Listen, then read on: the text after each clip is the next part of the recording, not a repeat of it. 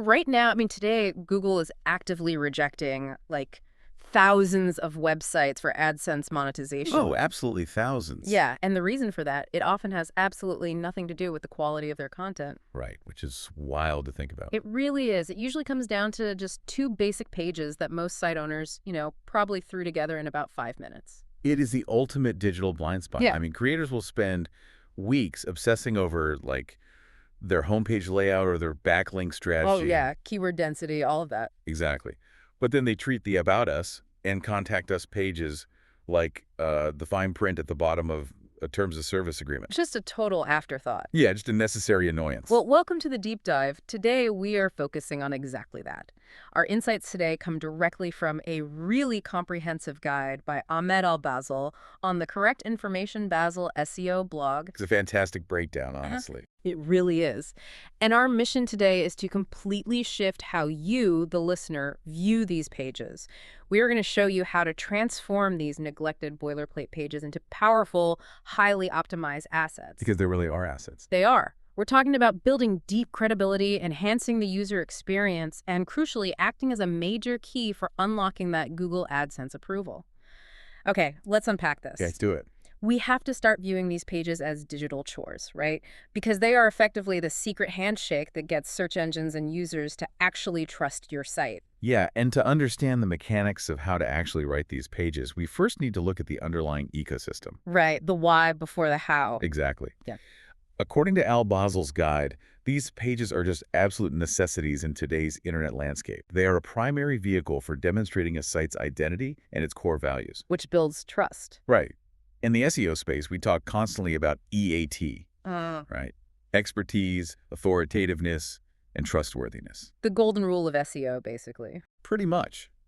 What's fascinating here is that trust is no longer just a qualitative human emotion. I mean, it's a measurable metric for search engines.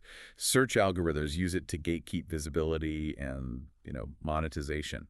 I think a good way to visualize this is to think about how you operate in the physical world. Okay, yeah. Like browsing a website without a solid About Us or contact page is basically like walking into a store with no signage where the cashier is wearing a mask. Oh, that's a great way to put it. Right. Like you probably aren't going to buy anything in that scenario. The anonymity instantly triggers your scam radar. These pages are your storefront signage and your friendly greeting. And that anonymity triggers the exact same scam radar for search engine crawlers, too. Really, the bots care about that. Oh, absolutely. Hmm. Because think about it.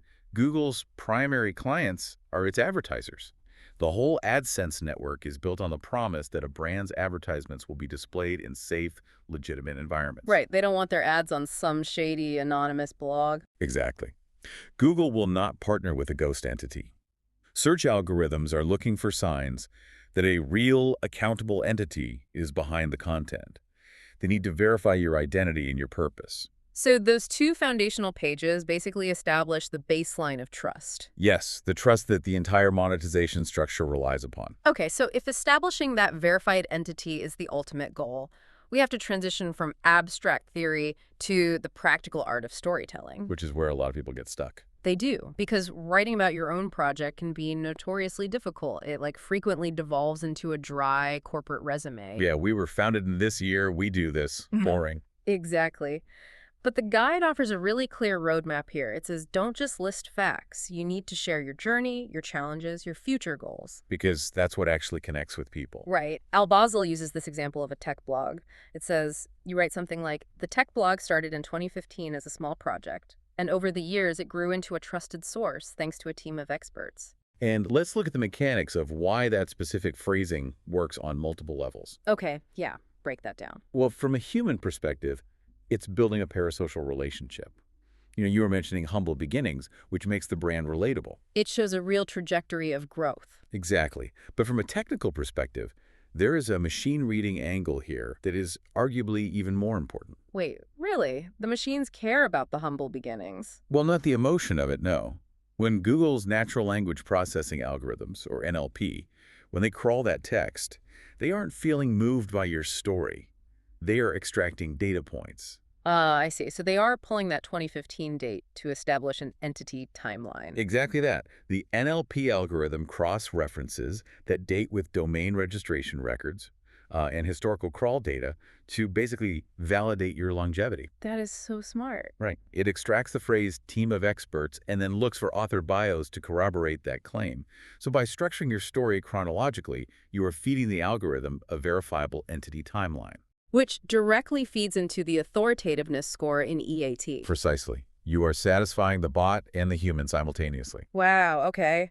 And following that, the guide strongly recommends sharing your core values and mission statement. So explaining what sets your site apart. Right, giving them a reason to care. Exactly. The example provided is, like, we believe that technology should be accessible to everyone. Our mission is to provide high-quality, free content. That's a great example because it shifts the whole dynamic. It does. It transitions the user relationship from purely transactional, like just consuming a tutorial, into something anchored in a shared belief system. Because people subscribe to newsletters or, buy products because their identity aligns with the brand's stated mission. Totally. And the guide anchors that further by insisting on rich media, like incorporating team photos or a video detailing the company's journey to add a personal touch. Which shatters that anonymous internet wall we talked about earlier. It creates a verifiable human layer. It really does.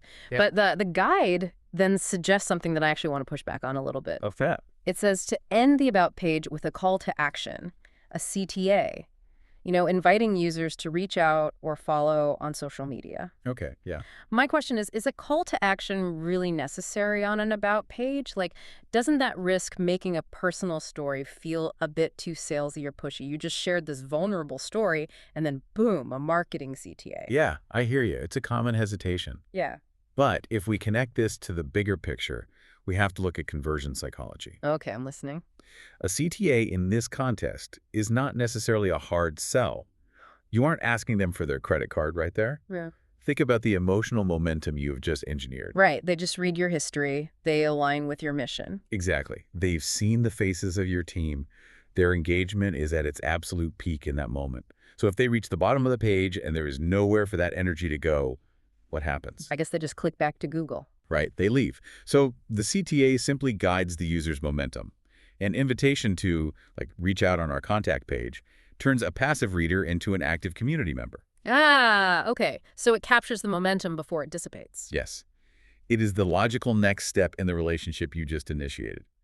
Failing to include it, it basically abandons the user at the exact moment they're most receptive to you. That makes total sense when you frame it like that. Okay, so let's follow that user's momentum. Sure. The About Us page did its job. They click that CTA, and now they land on your Contact Us page. The final hurdle. Right. How do you ensure you don't lose them at the finish line with a clunky experience? The source material emphasizes that simplicity is key here. Oh, paramount. Absolutely paramount. It specifically notes that the contact form itself must be easy to use with just the essential fields. So name, email, and message. Yeah, this is pure friction reduction. I mean, every additional field you add to a form, like asking for their phone number or their specific department, it increases cognitive load. It's just annoying. It acts as a massive speed bump. The psychology of form abandonment is actually wild. Users will happily tolerate reading a 2,000-word article on your site. But a contact form with 7 required fields. Exactly. It feels like an interrogation. You have to eliminate the friction. Yet, interestingly, the guide explicitly advises against relying solely on that streamlined form. Like it says you need to provide multiple avenues for communication alongside it. You need backups. Yeah, it says to explicitly list an email address, a phone number, and links to your social media so the user feels secure knowing there are multiple ways to reach out. And add a Google map if there's a physical location. Which some people think is counterintuitive. Yeah. On the surface, that seems to contradict the keep it simple rule by adding all this clutter. But this goes back to the blocked caller ID analogy, doesn't it? It absolutely does. Yeah. Even if 99% of your visitors choose to use the simple web form, just seeing a phone number or a physical address provides massive psychological reassurance. It's an ambient trust signal. Exactly. It communicates accountability. It tells the user that if something goes wrong, there's a real-world vector to reach you. And I'm guessing the bots like that too. Oh, search engine crawlers are actively looking for those exact signals. A verifiable address and a phone number are massive trust indicators for local SEO and general domain authority. Now, here's where it gets really interesting to me.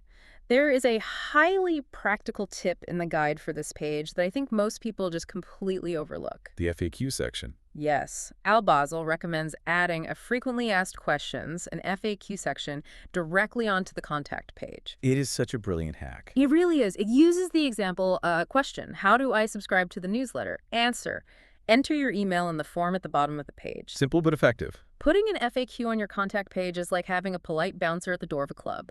It instantly handles the simple questions so that only the truly important messages actually make it through to your inbox. And it serves dual purposes perfectly. I mean, for the visitor, it respects their time, it intercepts their query, and provides an instant resolution without forcing them to fill out a form and wait 24 hours for an email reply. Which is a huge win for user experience. Huge. And for the site owner, it acts as customer service triage. As your site scales, you simply cannot afford to manually reply to the same 5 basic questions every single day. Right, it drastically reduces repetitive queries. Exactly. The FAQ bouncer handles the routine stuff. But there is also a technical SEO benefit to that FAQ section regarding dwell time and bounce rate. Oh, really? How so? Well, if a user lands on your contact page, doesn't see what they need, and immediately hits the back button, that is a fast bounce. The algorithm reads that as a negative friction signal. Like the page failed to satisfy the user's intent. Right. But if they land, read the FAQ, get their answer, and leave satisfied, the increased dwell time signals a successful interaction to the algorithm, even if they never actually submitted the form. Wow, that is fascinating. And that perfectly transitions us from the human experience to the technical underbelly of the guide. The SEO mechanics. Right, because we've designed pages that humans will love and trust. But Ahmed Al-Basel's post is fundamentally an SEO guide. How do we ensure search algorithms love these pages just as much as human readers do? Well, this raises an important question, right? Are we building sites for humans or algorithms? I mean, the answer has to be both, right? Exactly, both. Optimization simply bridges the gap between human intent and machine readability. So what does this all mean for the blogger listening right now? It sounds like writing the story is only half the battle. It is. The guide emphasizes a few key technical practices. First, obviously, keywords. You need to choose site-relevant keywords and weave them naturally into the text of these pages. Okay, standard SEO stuff. Right. But then it gets into internal linking. You need to link out from your About and Contact pages to relevant articles and blogs within your own site. To strengthen the overall site structure? Yes. Think of your website as a web of interconnected nodes. If your About page doesn't link to anything else, it's an isolated island. It's a dead end for the crawler. Oh, that makes sense. By implementing internal links, you are mapping the context for the bot. You pass domain authority from your highly trusted About page directly to your flagship content. Okay, so keywords and internal linking. What? Page speed is huge here. The guide heavily emphasizes ensuring these pages load quickly to prevent a high bounce rate. Right, because if your About page takes 6 seconds to load because of some massive team photo. The crawler notes that as a severe usability flaw. In the mobile-first era, slow foundational pages will aggressively drag down your site's overall quality score. Which obviously jeopardizes your AdSense standing. Big time. But the most advanced technical element the guide introduces is structured data, specifically schema markup. Okay, I know schema markup sounds super intimidating to a lot of people. It does, but it's really just a translator. Right, but how does a non-developer listener actually implement this? Like, do I need to hire a coder to manually inject code into my site just to get this AdSense trust signal? No, not at all, and that's a crucial point. Schema markup basically acts as a translator, turning the human-readable trust signals we just discussed into code that Google can understand instantly. So it spoon-feeds the data to the bot. Precisely. And for most platforms, like WordPress, almost all major SEO plugins have schema generation built right in. You just fill out a simple form in the plugin settings with your organization's name, logo, phone number, all that stuff. And the plugin writes the code for you. Automatically. When the crawler reads the page, it doesn't have to guess that a random string of numbers is your phone number. The schema explicitly tags it as a contact point. Oh, wow. You are removing all ambiguity. When an AdSense automated review scans your site, those explicit schema tags serve as instant, verified check marks against their trust requirements. You are literally speaking the algorithm's native language. This just highlights how interconnected all of this really is. To sort of wrap up the core takeaways we've unpacked today, from the Basel SEO guide, your About Us and Contact Us pages are absolutely not an afterthought. They can't be. They are the structural foundation of your site's credibility.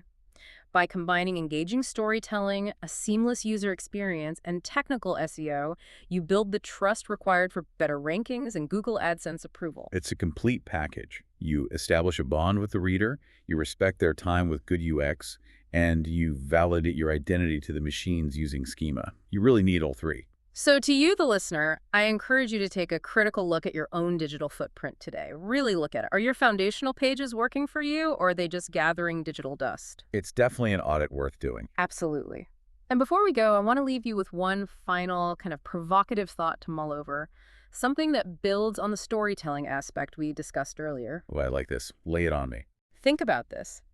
If your About Us page is the definitive story of your site, how often should you actually be rewriting it? Huh. That is a great question. Right. As your blog or your small business grows and evolves, does an outdated About page actually do more harm than good? Because if you never update it, you are basically telling the world the story of who you were instead of who you are becoming. That is really powerful. You don't want to outgrow your own storefront signage. Exactly. So make sure your digital signage always reflects the true value of what's inside today. Thanks for joining us on this deep dive, and we'll catch you next time.